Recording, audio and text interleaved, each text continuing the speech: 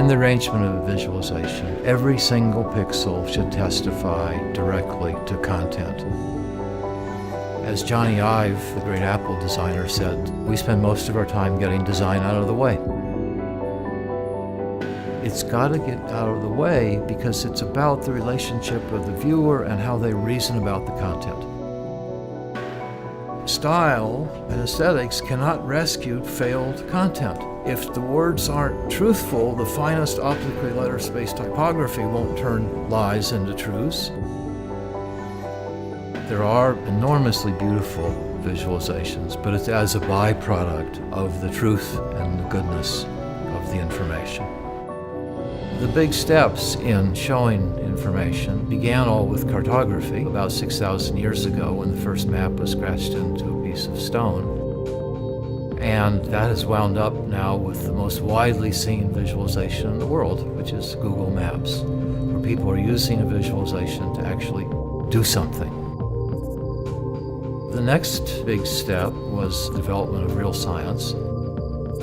Galileo got his telescope going. He saw things that had never been seen before.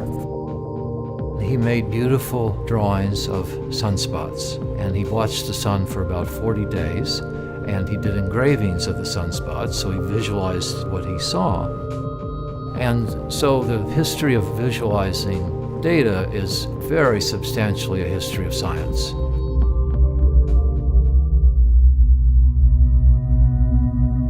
Data visualization is not just some airy-fairy creative process, but it's actually a very linear process of decision-making that you can do based on some few basic principles. 3 things should inform your design always. 1 is you as the designer, what you have to say and what you want to communicate.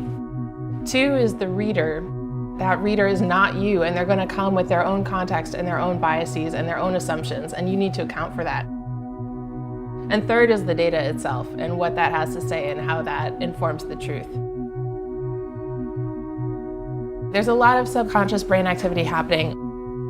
We evolved for it to happen that way. We evolved to see things and make snap decisions. Are all those lines in the grass just dried grass, or is that a tiger that's coming to eat me?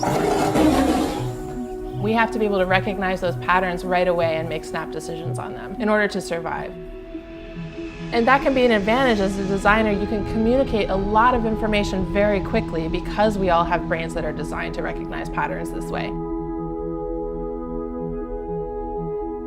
But also, there's the emotional impact. We react to design and to art and to the aesthetics of a piece just as much as we react to the information contained in it. And so if you want to change someone's mind, if you want to change someone's behavior, sometimes presenting the information in a visual format is the fastest way to get them to engage with that information.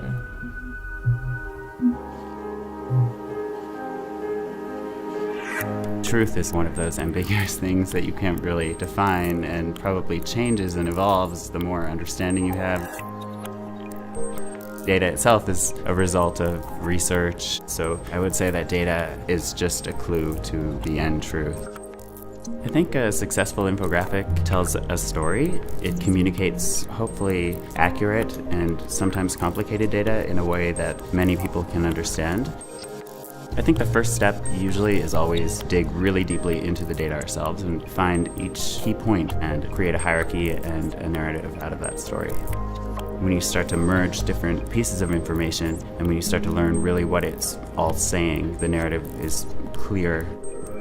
The one key fact that everything can revolve around is the hero of the piece. There's one single piece of data or insight that people respond to and kind of encapsulate the whole vision, and then invite people in to see the nuances and all the rest of the story around it. When you look at a piece, it's successful when it translates data from something that's complicated to something simple.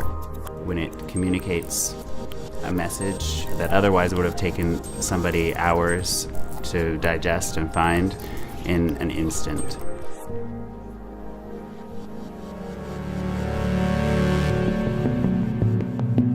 My deepest interest lies at the boundary between data and culture. Data are measurements of something. In very many cases, those somethings that we're talking about are human systems. We're dealing with data systems that are larger than anything that humans have ever built or experienced before. And these really large systems, things happen within them that are emergent. For example, Gate Change combines shot footage from airports for pretty much every airport in the world, and then air travel data as well. So the central idea was to show people that every time that you're in an airport, you are standing on the surface of a system that is almost too complex to comprehend. At any given time, there are more than 1 million people in the air. And so there's another purpose of data visualization. There's revelation, which is show us something that we've never seen before. This is, for me, much more exciting. Anybody can visualize data in Excel and see some bar charts. For me, it's about showing them something in this kind of loose narrative frame that they can interpret. So we show them some pieces of the picture, and the idea is that they can sort of stand back from that and watch it pass for a little bit and come out of it with some deeper understanding. Part of it is leaving it open to interpretation, but part of it is also not really knowing. I don't have some masterful understanding of this system that you don't. I have some ideas about how these systems might be changing and how they might be growing and how they might be important to our culture and society. And I want to share some of those ideas with you, and maybe you can put together something that I wouldn't have been able to put together. I think in general audiences are a lot smarter than a lot of people think.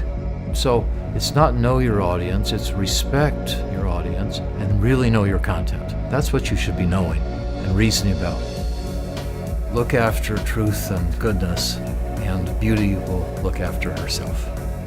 You want to see to learn something, not to confirm something. We usually see to confirm things. It's very economizing for the brain. How can we see not to confirm, but to see to learn?